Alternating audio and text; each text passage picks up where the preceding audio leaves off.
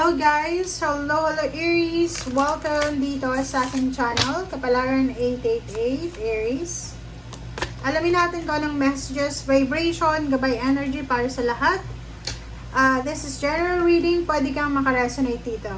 Okay, Aries, ang first card mo dito is from Kyanite. Kyanite is crystal siya na pwedeng magdala sa'yo ng relaxation, ng tranquility, peace, and harmony. So, dito sinasabi ng Kyanite sa'yo na Aries, make time for self-care.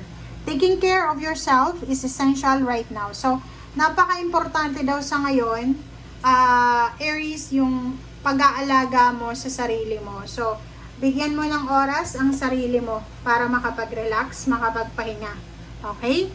And make time for self-care is siguro masyado kang busy sa trabaho or kung may negosyo ka or busy ka sa ibang bagay na nakakalimutan mo na yung sarili mo.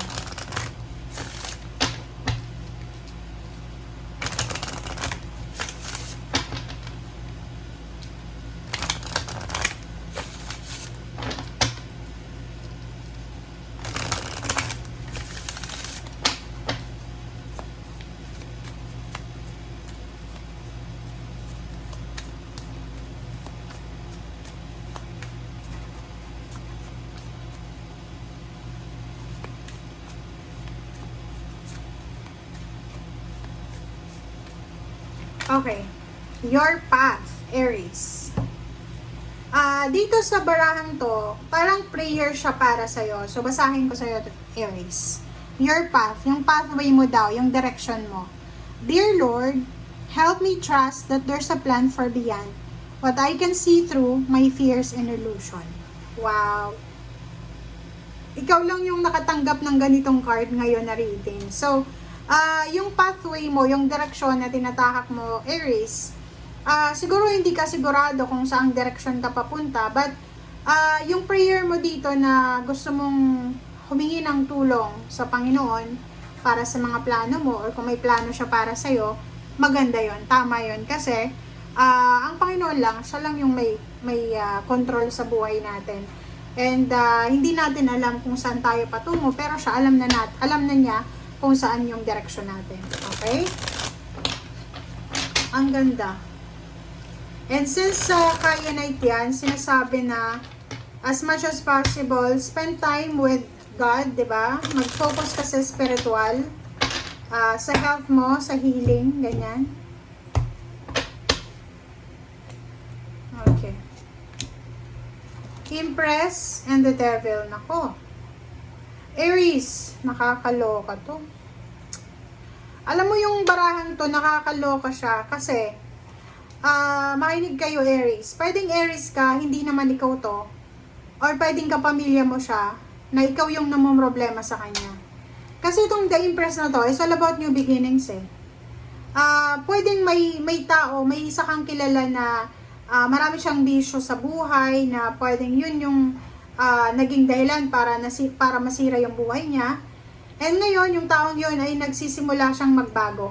Okay? Nagsisimula siyang magbago. Tinatry niya lahat. Hinahanap niya yung mga pagbabago talaga sa buhay niya. Pero, meron ditong the devil eh. Diba? Parang katabi niya yung the devil or kasama niya sa buhay. Kaya sobrang mahihirapan siya na baguhin or magsimula. Okay? Parang dito, pwedeng halimbawa, bisyo, diba?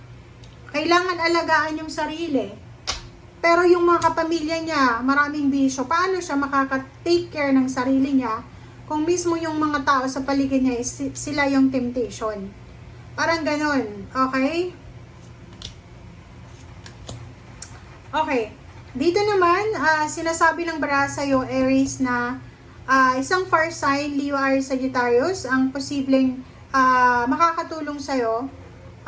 Pwedeng siya yung mentor mo, siya yung makakatulong sa'yo para ma-resolve mo yung mga issues mo, like sa emotional or sa mga temptation na yan. And yung taong to ay pwedeng maging kakampi mo sa buhay. Siya yung makakatulong sa'yo para i-guide ka niya as a mentor, as a kaibigan, or kung sino man siyang, meron siya yung pagkikare talaga. Okay, next card is Ten of Swords. So, dito sa Ten of Swords, isang hindi natuloy na reconciliation siguro. Pwedeng may kaaway ka, or meron kang tao na hindi masyadong ka-close na. Pwede ka-close mo siya dati.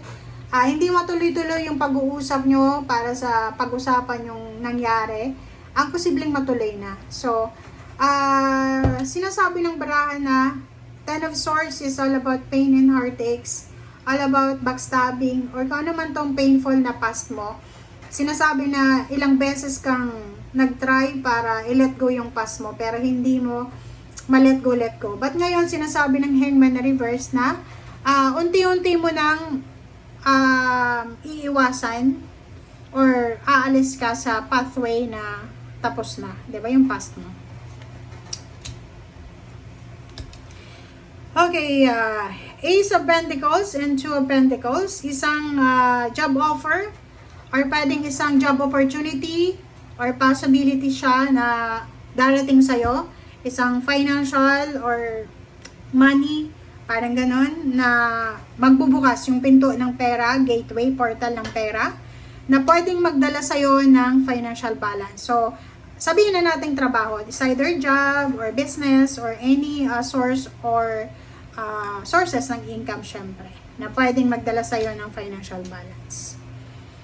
Page of Cups and then Seven of Pentacles. Wow! So, kung may hinihintay kang pera, it's either lump sum of money, inheritance, payments, payouts, posibleng dumating na to. So, pwedeng may mag-offer sa'yo ng pera para pautangin ka.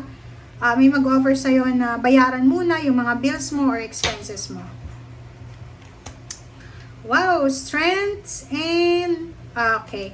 So, sinasabi ng baraha sa'yo dito para maiwasan natin yung pagsisisi sa bandang huli. Like yung mga bisyo, ganyan-ganyan, negativities, toxicity. Sinasabi ng baraha dyan sa'yo sa Strength card and Five of Cups na para maiwasan yung gulo, para maiwasan yung pagsisisi sa bandang huli, yung pag-iyak mo. Kinakailangan mong labanan yung temptation. Paano mo lalabanan? Lakasan mo ang loob mo, Aries. Okay? As much as possible, mag-pray. Yun nga, ibigay sa Panginoon yung trust. Humingi ng guidance sa Panginoon para i-guide ka niya sa pang-araw-araw mong buhay para makaiwas ka sa mga temptation, kung ano man na temptation ito. Okay? So, Five of Cups, sinasabi ng baraha, maging matatag ka, the Strength. Maging matatag ka sa kung ano man na pagsubok, hardships, obstacles, challenges na pwedeng dumating sa buhay mo. Simula ngayon. Okay? So, yan guys ang sinasabi ng baraha. Maraming salamat and see you again. Bye!